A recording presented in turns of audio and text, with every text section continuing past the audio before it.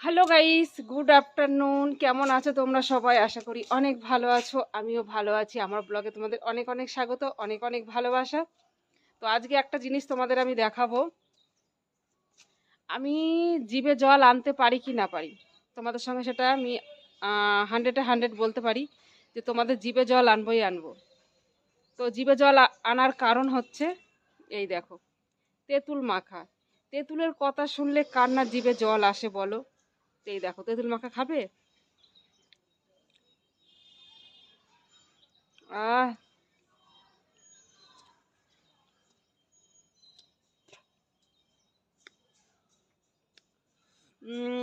লেবু পাতা, ধনে পাতা পাইনি, লেবু পাতা, কাঁচা লঙ্কা, চিনি, লবণ দিয়ে মেখেছি। পুরনো তেঁতুল, ভীষণ টক, ভীষণ টক, হেভি টক। খাবে? না, তোমাদের সামনে বেশিক্ষণ থাকবো না, কেন তোমাদের জিভে জল চলে আসবে। আর কাছে তো নেই যে দিতে পারবো, দূরে আছো। ঠিক আছে। মেয়েকে স্কুল থেকে নিয়ে কেবল বাড়ি আসলাম। বাড়ি এসে ড্রেসটা চেঞ্জ করে, ও চেঞ্জ করেছে, আমিও করেছি। হাত পা ধুলাম, ধুয়ে চোখে মুখে জল দিইনি এখনো। চোখ মুখগুলো কি শুকনো শুকনো লাগছে আমার, সত্যি। তো রোজগার মতো আজকেও খেতে বসে গেছি। তো এই দেখো কি কি খাবার দেখতে পাচ্ছ তোমরা।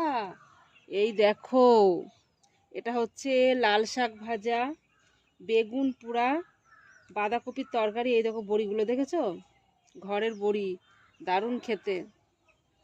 আর তারপর হচ্ছে ডিমের ডিমের অমলেট করে তরকারি হয়েছে। আর গলদা চিংড়ি, এই দেখো, হচ্ছে আলু দিয়ে গলদা চিংড়ি দিয়ে। চিংড়িগুলো দেখেছো? আমার তো খুব ভাল লাগে চিংড়িগুলো খেতে। আর বেগুন পোড়া, এদিকে এদিকে চাটনি, এক থালাই সব কিছু।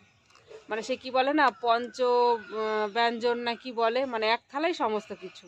আর আমার মেয়ে দেখো, আমার মেয়ে অন্য কিছু নিয়ে একটুখানি লাল শাক, চাটনি আর 4টে গলদা চিংড়ি মাছ নিয়েছে। ও 4টে।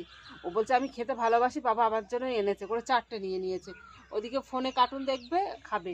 আমি বললাম ফোনটা একটু অফ কর, তাই অফ করলো, নাই তো অফ করতো না। তো ঠিক আছে, খাওয়াটা আরম্ভ করি। কেননা তোমাদের সঙ্গে কথা বলতে বলতে তখন আমার খাবারগুলো মানে ঠান্ডা হয়ে যাবে। আমার মেয়েটা না খুব দুষ্টু।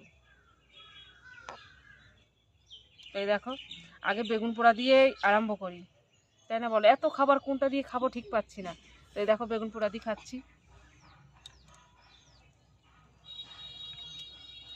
গরম গরম ভাতের সঙ্গে, রুটির সঙ্গে হেভি লাগে বেগুন পোড়া। দুটো বেগুন ছিল, একটা পুড়িয়েছে, একটা ছাগলে খাই নিয়েছে অর্ধেকটা। বেগুনগুলো কি কচি, সাদা বেগুন। একটা শির ওপর ছিল, আমি যে এক্ষুনি ছাগলে খেলো। কতগুলো, মানে কি সুন্দর বেগুনটা বড়।